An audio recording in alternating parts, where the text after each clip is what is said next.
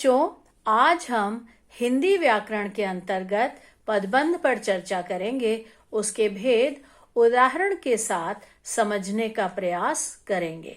पदबंध जानने से पहले हमें ये जानना आवश्यक है कि शब्द किसे कहते हैं।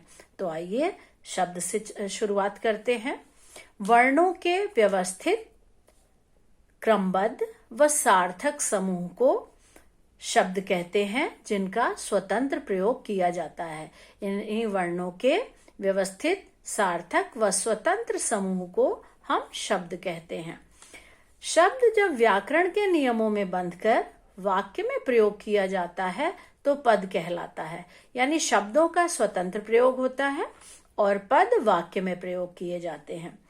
अब पदबंध पर अगर हम बात करें तो पदबंध के लिए कहते हैं कि जब दो या दो से अधिक पद नियत क्रम और निश्चित अर्थ में किसी पद का कार्य करते हैं तो उन्हें पदबंध कहते हैं।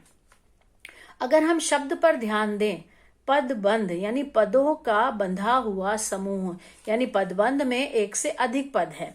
तो जब दो या दो से अधिक पद नियत क्रम और निश्चित अर्थ में, यानी उनका एक क्रम निश्चित हो और एक अर्थ निश्चित हो, तब वो किसी पद का कार्य करेंगे, तब वो पदबंध कहलाएंगे।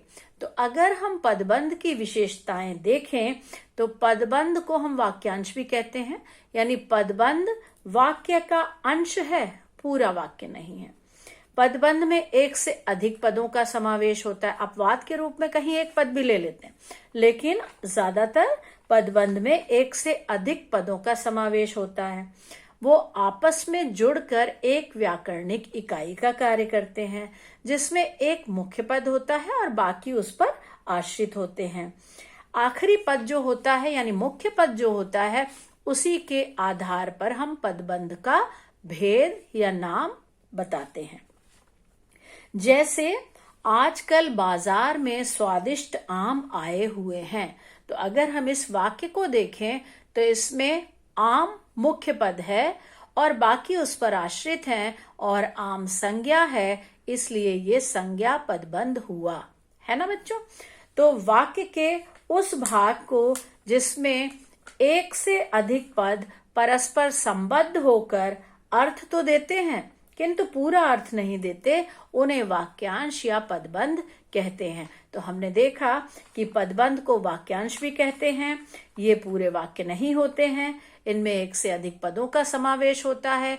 ये परस्पर संबद्ध होकर एक व्याकरणिक इकाई की रचना करते हैं और एक मुख्य पद होता है और बाकी उस पर आश्रित होते हैं। कुछ और उदाहरण देखते हैं। जैसे सबसे तेज दौड़ने वाला छात्र जीत गया। अब हमने इस उदाहरण में देखा कि छात्र मुख्य पद है और छात्र संज्ञा है, इसलिए ये संज्ञा पदबंध हुआ। एक और उदाहरण देखते हैं। यह लड़की अत्यंत सुशील व परिश्रमी है। यहाँ पर हमने देखा कि अत्यंत सुशील व परिश्रमी विशेषता बता रहा है ना, विशेषण है। तो ये विशेषताएं बता रहा है लड़की की, इसलिए ये विशेषण पदबंध हुआ। एक और उदाहरण देखते हैं। नदी बहती चली जा रही है। बहती चली जा रही है, ये क्रिया है। बहना मुख्य क्रिया है, अन्य उसको संपूर्ण कर रही हैं, तो ये क्रिया पदबंध हुआ। इसी तरह एक और देखते हैं। अगर हमने जो सेंटेंस अभी बोला, जो वाक्य अभी बोला कि नदी बहती चली जा रही है, इसको हम बढ़ा देते हैं। नदी कल कल करती हुई बहती चली जा रही है। अब इसमें कल कल करती हुई अगर हम इस वाक्यांश को लेते हैं तो ये बहने की विशेषता बता रहा है, अर्थात ये क्रिया विशेषण पदबंध हुआ। एक और उदाहरण लेते हैं। शेर की तरह दहाड़ने वाले तुम कांप क्यों रहे हो। यहाँ पर हमने देखा कि शेर की तरह दहाड़ने वाले तुम, यानी तुम पर मुख्य पद है और तुम सर्वनाम है, इसलिए ये सर्वनाम पदबंध हुआ। तो बच्चों, अगर हम विशेषताओं के आधार पर देखें तो इसके भेद होंगे संज्ञा पदबंध, सर्वनाम पदबंध, विशेषण पदबंध, क्रिया पदबंध और क्रिया विशेषण पदबंध। तो अब हम इसके भेदों पर विचार करते हैं कुछ उदाहरणों के साथ। अगर हम संज्ञा पदबंध की बात करें तो वह पद बंध जो वाक्य में संज्ञा का कार्य करे, यानी वह पदबंध जो वाक्य में संज्ञा का कार्य करे, अर्थात अंतिम अथवा शीर्ष पद संज्ञा हो और बाकी उस पर आश्रित हो, यानी मुख्य पद संज्ञा हो और बाकी उस पर आश्रित हो, तो हम उसे संज्ञा पदबंध कहेंगे। जैसे 4 ताकतवर मजदूर इस भारी चीज को उठा पाए। इसमें अगर हम वाक्यांश देखें तो 4 ताकतवर मजदूर संज्ञा है, इसलिए ये संज्ञा पदबंध हुआ। एक और उदाहरण देखते हैं। राम ने लंका के राजा रावण को मार गिराया। तो राम ने लंका के राजा रावण संज्ञा है, तो यहाँ पर ये मुख्य पद हुआ। राम भी संज्ञा है ना। तो राम ने किसको मार गिराया? लंका के राजा रावण को, तो ये संज्ञा पदबंध हुआ। एक और उदाहरण देखते हैं। आसमान में उड़ती रंग बिरंगी तितलियां सुंदर लगती हैं। आसमान में उड़ती रंग बिरंगी तितलियां संज्ञा है, तो ये संज्ञा पदबंध हुआ। तो बच्चों ये ध्यान रखिएगा, ये वाक्यांश को देखना है और पहचानना है। जब प्रश्न पूछा जाता है तो उसमें रेखांकित होते हैं वो अंश, तो आप उस वाक्यांश को पहचानें और जो मुख्य पद होगा उसी के आधार पर भेद होगा। अगला भेद है सर्वनाम पदबंध। जब एक से अधिक पद मिलकर सर्वनाम की जानकारी दें, अर्थात सभी पदबंध सर्वनाम शब्दों पर समाप्त हों। जैसे हमने संज्ञा पदबंध के लिए पढ़ा कि वह पदबंध जो वाक्य में संज्ञा का कार्य करे, तो इसमें हम कहेंगे वह पदबंध जो वाक्य में सर्वनाम का कार्य करे, वो सर्वनाम पदबंध होता है। जैसे उदाहरण देखते हैं। बिजली की फुर्ती दिखाकर आपने बच्चे को डूबने से बचा लिया। बिजली की फुर्ती दिखाकर आपने सर्वनाम है, तो ये सर्वनाम पदबंध हुआ। एक और उदाहरण देखते हैं। शरारत करने वाले छात्रों में से कुछ पकड़ लिए गए। तो शरारत करने वाले छात्रों में से कुछ सर्वनाम है, तो ये सर्वनाम पदबंध हुआ। एक और उदाहरण देखते हैं। विरोध करने वालों में से कोई नहीं बोला। विरोध करने वालों में से कोई, ये सर्वनाम है, तो ये सर्वनाम पदबंध हुआ। एक और उदाहरण देखते हैं। कक्षा में शोर मचाने वाले तुम आज चुप क्यों हो? कक्षा में शोर मचाने वाले तुम सर्वनाम है, ये वाक्यांश है, तो ये सर्वनाम पदबंध हुआ। इसके बाद हम विशेषण पदबंध पे आते हैं। विशेषण पदबंध में जैसे हमने संज्ञा पदबंध में कहा था कि वह पदबंध जो वाक्य में विशेषण का कार्य करे, वो विशेषण पदबंध कहलाएगा। यानी जब एक से अधिक पद मिलकर विशेषण की जानकारी दे, अर्थात सभी पदबंध विशेषण शब्दों पर समाप्त हो, मुख्य पद विशेषण हो शीर्ष पर, तो वह विशेषण पदबंध होगा। जैसे बरगद और पीपल की घनी छांव से हमें बहुत सुख मिला। बरगद और पीपल की घनी छांव से, ये विशेषण पदबंध हुआ क्योंकि ये विशेषता बता रहा है। उस घर के कोने में बैठा हुआ आदमी जासूस है।